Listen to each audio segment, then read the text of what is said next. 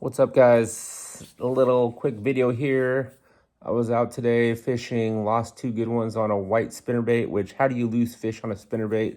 It's a single point hook. I don't know. They were biting it a little bit weird. It was kind of like you couldn't even tell they were biting it. It was shallow water, pretty visual, so you would see your bait kind of kick. But I was fishing like roots, stump roots, so sometimes you weren't sure if you were like hitting the root and your bait was flying off to the side or if a fish had it. The biggest one I got didn't actually feel the bite. It just felt like I was hung up, which could have been on a, which I thought was on a tree root. So I set the hook. He comes up to the surface, in 1 foot of water.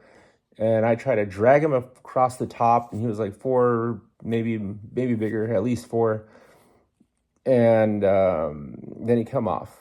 So the 2 biggest fish came off. A couple smaller ones just weren't hooking up. So I kind of feel like they just weren't committing to it completely. They were committing to it, but they weren't knocking the spinnerbait to the point where your wire was bent, when you got it back. The nice thing about the spinnerbait is if you get around weeds and grass, it'll come right through, streamline very easily. However, I also figured out that they were not biting, or they were not on tree stumps with roots that had any type of vegetation near it. It had to be an isolated situation. If there was like 4 stumps next to each other, they wouldn't even hit that. It had to be a very isolated stump. It had to be sticking out of the water, and it had to be shallow. It had to not have grass around it. I mean, that was the pattern. Anything else was kind of a waste of time.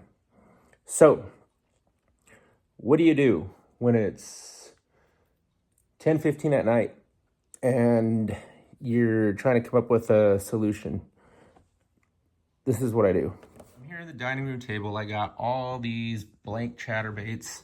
I got all the skirt material. I got this rod out of the closet. It's just been sitting in there. What is this? Kistler Series 2 with a 4-powered graphite series rod. So, just gonna make my own. I'm gonna do white chatterbait, and all I was using for the trailer was on the spinnerbait, was an old straight tail, basically a drop shot worm from Great Lakes Finesse. I mean, it was just something to have it out there. Would a trailer hook have worked? Sure, maybe. Would a bigger plastic have worked? Yeah, maybe. But I just don't feel like the way they were hitting it was something that they were really, I don't know. I think that maybe a more compact something like a chatterbait is going to work better. And since I got all this stuff, it's way cheaper than buying everything already, put together, and I am not going to have 500 colors of everything in my boat, which would have been nice at the time, because then I could just made this in the boat, but it wasn't a tournament. I'm just fun fishing. So I'm going to rig this rod and reel up with some 12-pound P-line, and that's going to resolve my solution.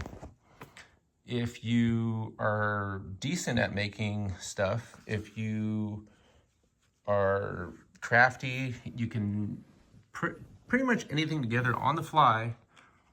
I mean, I got eyeballs, I don't generally use these collars because they do fall apart. I hand tie mine. You see there, I hand tie it with some yarn, and then I super glue it. That never comes off. This one was a pre-made skirt, so that's eventually gonna just rot and fall off, but that's okay because I got plenty of stuff. So try it out. Can't really go wrong with homemade stuff. It's gonna catch fish either way. Post a pic tomorrow, or a video. All right, so here is the final product. This is a 1/2 ounce homemade chatterbait. White skirt, I believe. I mean, I've had these forever. It's probably from Jan's Craft. I found this old box of random stuff. Put a brand new Kitech on there. I'm gonna throw this on a 4-power Kistler rod, which is rated 15 to 17 pound line, 1/4 to 1 ounce weight, medium heavy, sparse cover, 7 foot. This is gonna get the job done. This is a Series 2 Kistler baitcaster with 12-pound line. Perfect setup. Did it at home. Gonna catch me a fish. There we go.